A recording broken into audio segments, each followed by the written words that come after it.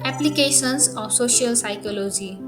स्वास्थ्यमा सामाजिक मनोविज्ञानको प्रयोग। यो अध्ययनले देखाउँछ कि हाम्रो सामाजिक वातावरणले हाम्रो स्वास्थ्य निर्णयहरूमा कसरी प्रभाव पार्छ।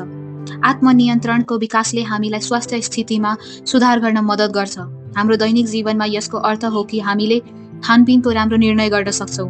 उदाहरणका लागि, जब हामी एक किशोरले चुरोट खान साथीको दबावलाई प्रतिरोध गर्न सक्छ, उनी आफ्नो स्वास्थ्य सुरक्षा गर्न आत्मनियन्त्रण प्रयोग गर्दै हुन्छ। उदाहरणका लागि, व्यायाम गर्ने योजना बनाउने र त्यसमा अडिग रहनेले मोटोपन जन्य स्वास्थ्य समस्याहरू रोक्न मद्दत गर्छ। राम्रो सञ्चारले बिरामीलाई चिकित्सा सल्लाह पालना गर्न प्रोत्साहित गर्छ।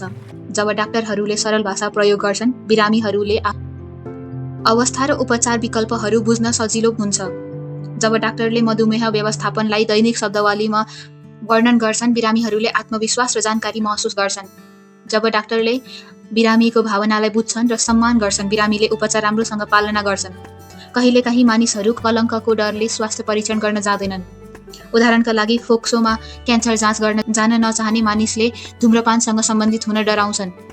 यद्यपि उनीहरूमा अन्य जोखिम कारकहरू छन्। सबैको लागि नियमित स्वास्थ्य परीक्षणको महत्त्व जोड दिनले कलङ्क घटाउने मद्दत गर्छ। परिवार र साथीहरूको समर्थनले हामीलाई स्वस्थ रहन मद्दत गर्छ। व्यावहारिक सहयोगले औषधि किन्न वा डाक्टर कहाँ जान मद्दत गर्छ। जब परिवारका सदस्यहरू एक अर्कालाई औषधि खान सम्झाउँछन्, यस उपचार पालना बढाउँछ।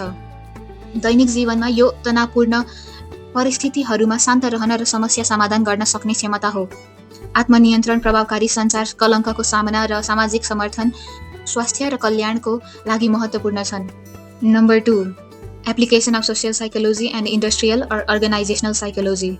यी साइकोलोजीका शाखाहरूले हाम्रो दैनिक जीवनमा र कार्यस्थलमा महत्त्वपूर्ण भूमिका खेल्छन्।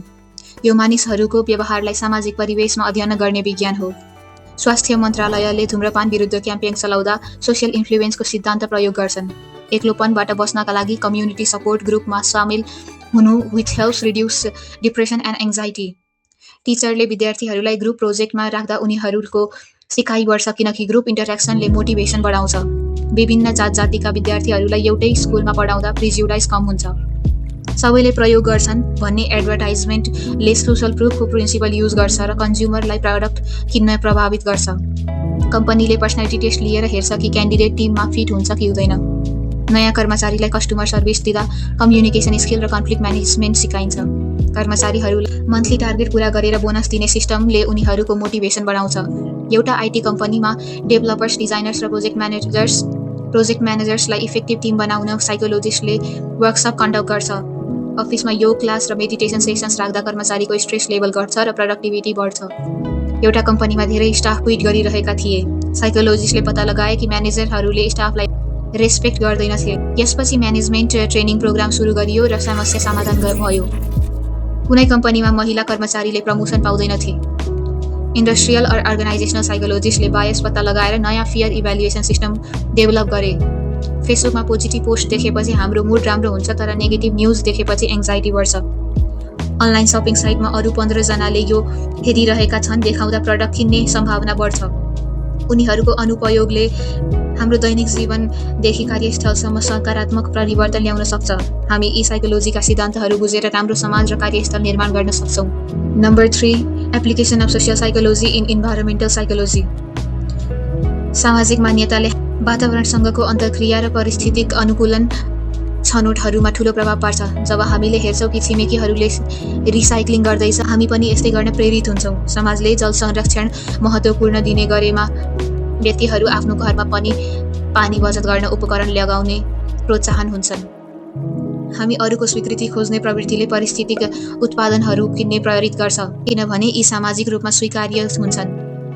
वातावरणीय नियम भङ्ग गर्दा समाजले दिएको दण्ड जस्तै नजर वाणी वा टिप्पणीले अस्वीकार्य व्यवहारलाई नियन्त्रण गर्छ। पर्यावरणीय संरचनाले हाम्रो व्यवहार परिवर्तन गर्छ। रिसाइक्लिङ बिन सजिलै पहुँचयोग्य ठाउँमा राख्दा मानिसहरूले यसलाई प्रयोग गर्ने सम्भावना बढ्छ। जलवायु परिवर्तनको असर अनिश्चित वा टाढा देखिने हुनाले मानिसहरू कार्य गर्न चाहँदैनन्, तर दैनिक जीवनमा यसलाई स्पष्ट रूपमा देखाउँदा प्रेरित बढ्छ। हामी जस्तो समूहमा बस्छौँ त्यस्तै व्यवहार अपनाउँछौँ। जस्तै मित्रहरूले पुनः प्रयोग योग्य झोला तपाईँ पनि यस्तै गर्नुहुनेछ। इलेक्ट्रिक कार चार्जिङ स्टेसन सार्वजनिक ठाउँमा राख्दा मानिसहरूले यसलाई विकल्पको रूपमा सोच्न थाल्छन्। सामाजिक पहिचानले पारिस्थितिक कार्यक्रमहरूमा प्रभाव पार्छ। मानिसहरू आफूलाई जुन समूहसँग जोड्छन्, जस्तै पर्यावरणविद भन्ने त्यसले संरक्षण प्रयासमा सहभागिता बढाउँछ। योगी बनाउन डिजाइन गर्नुपर्छ। मेनुको शाकाहारी विकल्प अगाडि राख्दा मानिसहरूले कम कार्बन खाद्य छनौट गर्छन्। Social psychology in legal system. सामाजिक मनोविज्ञानले कानुनी प्रणालीमा मानिसको व्यवहार र सामाजिक अन्तर्क्रियाको प्रभावलाई बुझ्न मद्दत गर्छ। हाम्रो समाजमा सामाजिक मनोविज्ञानले कानुनी वातावरणमा मानिसहरूले किन त्यस्तो व्यवहार गर्छन् भन्ने बुझ्न सहयोग पुर्याउँछ। जस्तै अदालत बाहिर लामो लाइनमा उभिएका र सबैजना तिन्ती देखिने घटना। सामाजिक मनोविज्ञानले कानुनी वातावरणमा हुने भावनात्मक तनावलाई व्याख्या गर्छ।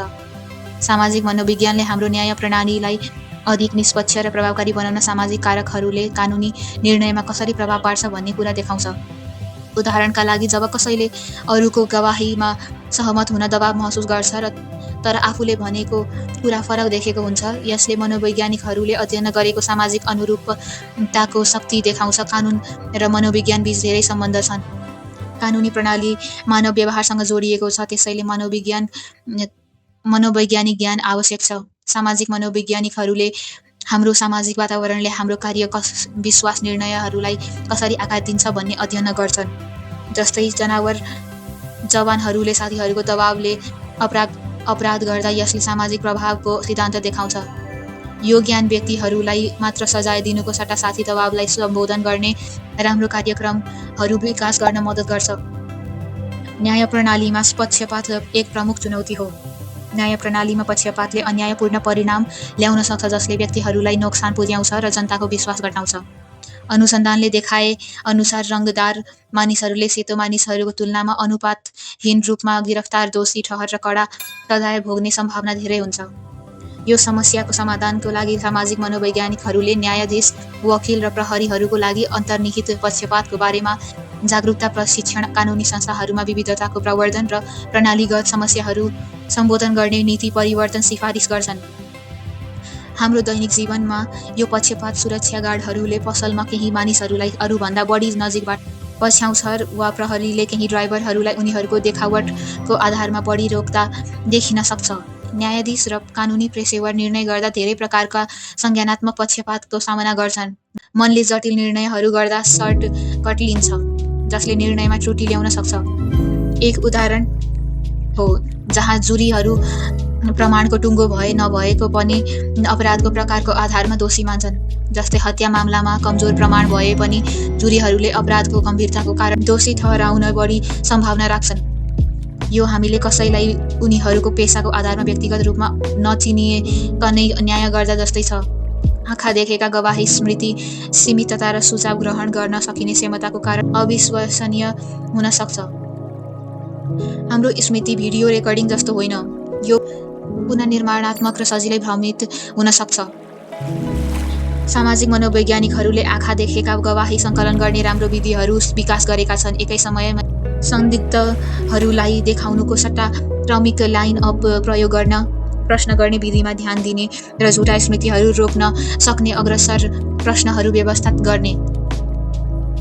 दैनिक जीवनमा यो हामीले साथीहरूसँग साझा अनुभवको बारे कुरा गर्दा अरूले के देखे वा के सुने अनुसार हाम्रो स्मृति परिवर्तन हुन सक्छ जस्तै हो।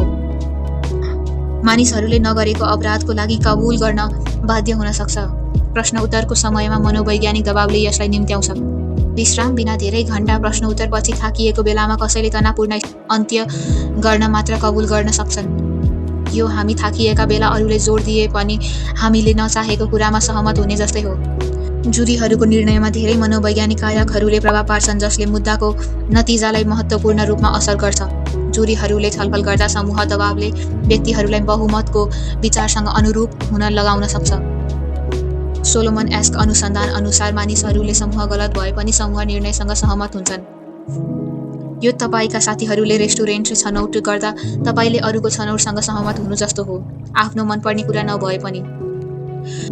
सानो जुरीहरू अनुरूपताको दबाव लागि संवेदनशील हुन्छन्, जसले गलत सजायको जोखिम बढ्छ।